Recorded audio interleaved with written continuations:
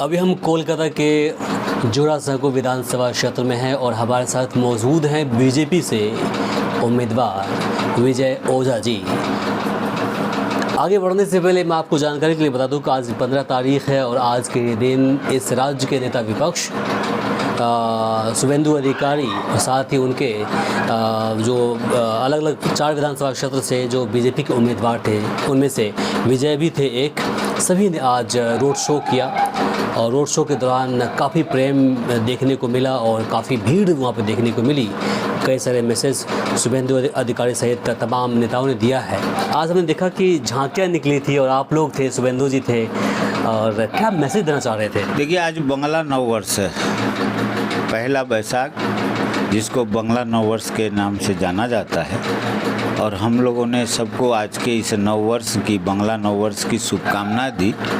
और आज जो हमारे बंगाल की संस्कृति है उसको लेकर के एक झांकियों के साथ, संगीत के साथ, जो बंगाल का कल्चर है उसके साथ हम लोगों ने ये शोभा यात्रा निकाली, प्रभात फेरी निकाली।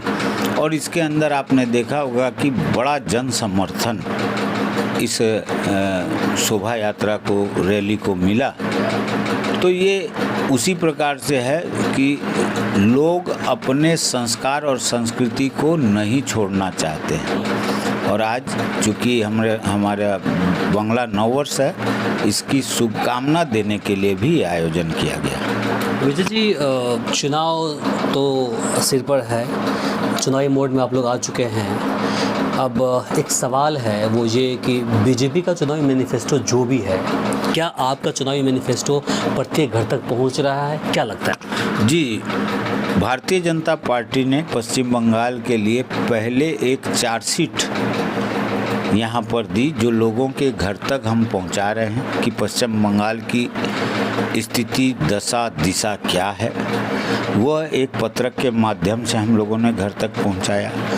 फिर भारतीय जनता पार्टी ने संकल्प पत्र तैयार किया कि हमारा बंगाल को लेकर के विजन क्या है, जिसके अंदर अन्नपूर्णा योजना के तहत माँ बहनों को आत्मनिर्भर बनाने के लिए 3000 की राशि, हमारे युवाओं को जो बेरोजगारी भत्ता ममता बनर्जी सरकार ने 1500 रुपया 15 साल बाद सोच करके दिया, भारतीय जनता पार्टी इसको डबल करेगी, 3000 करेगी। और उनके लिए कर्म संस्थान का स्कोप करेगी और कर्म संस्थान के लिए कार्य करेगी।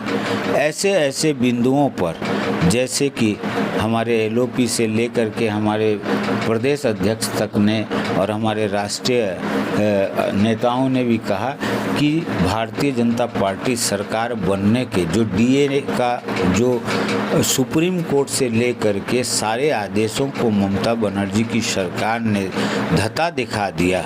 और चुनाव डिक्लेयर होने के आगे आधा घंटा पहले करोड़ों करोड़ों रुपया खर्चा करके अपने वकीलों को खड़ा करके उनके विरुद्ध लड़े और चुनाव डिक्लेयर होने के पहले आधा घंटा पहले एक्स हैंडल पर उनको करने की कस्में खाई।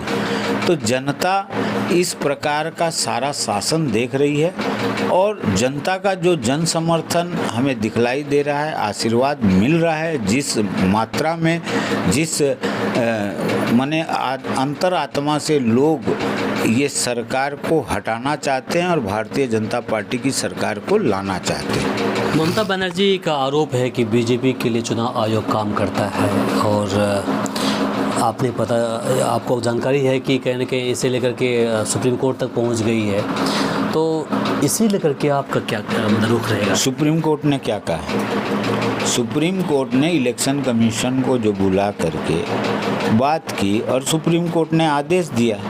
यहाँ पर जुडिशियली सुप्रीम कोर्ट के और कोर्ट के आदेश पर काम कर रही है। इसमें हम क्या कर सकते हैं? इलेक्शन कमीशन बीजेपी का बोलने पर काम करे या ना करे, हम बंगाल के नेता भारतीय जनता पार्टी के जानते हैं और यहाँ की जनता जानती है कि यहाँ का पुलिस प्रशासन से लेकर प्रशासन तक किस तरीके से उनका टीएमसी का कैडर होकर के काम करता है, यहाँ के हर एक नागरिक जानते हैं। बड़ा आरोप लगा रहे हैं पुलिस प्रशासन। आरोप नहीं है, ये तो महसूस करते हैं ना। यहाँ पर आप किसी भी साधारण व्यक्ति से पूछ लीजिए। ये तो हमेशा से आरोप रहा है पक्ष या विपक्ष का कि जहाँ पर सरकार रहती है तो वहाँ पर तो पुलिस उसकी रहती है। पुलिस उनके इशारों पर क्यों काम रहेगी? उनके इशारों पर क्यों काम करेगी? क्यों काम करेगी? आज यहाँ पर आप जैसे विपक्ष में जो बैठे लोग होते हैं वो आरोप लगाते हैं। आज एलओपी को यहाँ पर पूरे देश के अंदर कोई ऐसा एलओपी बता दीजिए कि जिसको मीटिंग करने के लिए, जिसको कार्यक्रम करने के लिए 100 का शतक भी पार करना पड़ा और जुडिशियरी से, न्यायपालिका से उनको परमिशन लेना पड़े, तो पुलिस और कैसा काम करेगी? बस सादी वर्दी में टीएमसी का रंग। तो ये आरोप नहीं है, ये सामने है कि भाई आज किस तरीके से यहाँ पर काम कर रही है। तो उनको ऐसा लग रहा है कि बीजेपी भी ऐसा ही है। बीजेपी ऐसा नहीं, जुडिशरी अपना काम करे और प्रशासन अपना काम करे।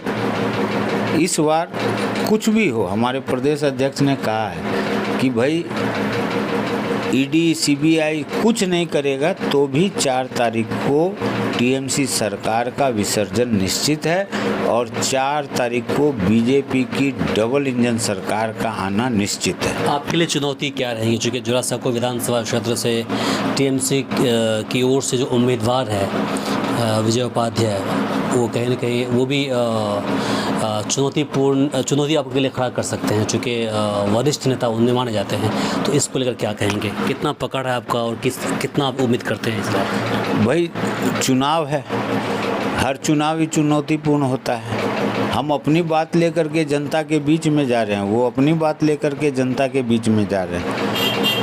मैं जब जनता के बीच में जा रहा हूं तो जनता का जो संवाद हो रहा है, जनता का जो आशीर्वाद और जन समर्थन मिल रहा है, इसलिए मैं आश्वस्त हूं।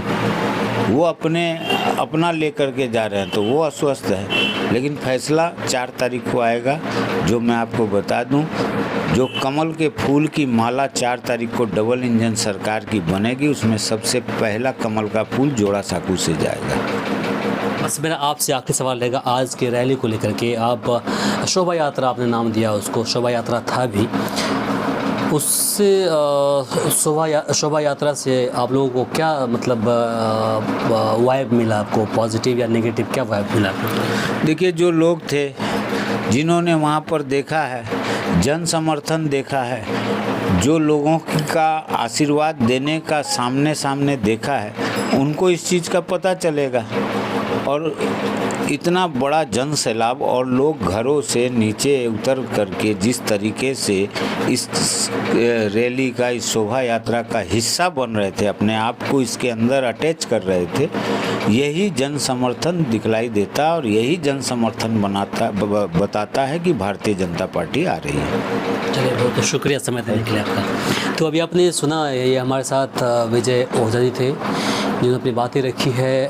और यहाँ पर इस क्षेत्र में 29 तारीख को दूसरे चरण का मतदान है, जिसमें इस क्षेत्र में भी चुनाव होने हैं। बाकी इसे लेकर आप क्या सोचते हैं कमेंट बॉक्स में अपनी राय ज़रूर दें। इस वीडियो को अधिक से अधिक शेयर करें ताकि अन्य लोगों तक पहुँच पाए। आप देख रहे थे वी आर बस न्यूज़ और मैं हूँ इमरान। नमस्कार। ओके।